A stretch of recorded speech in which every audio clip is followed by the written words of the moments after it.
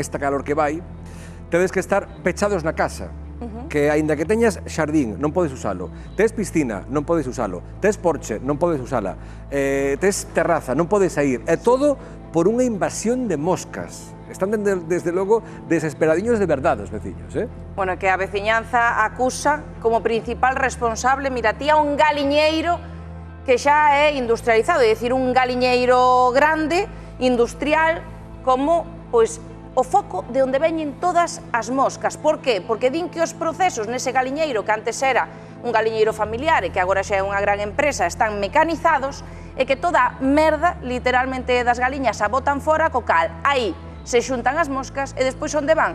As casas de todos os veciños.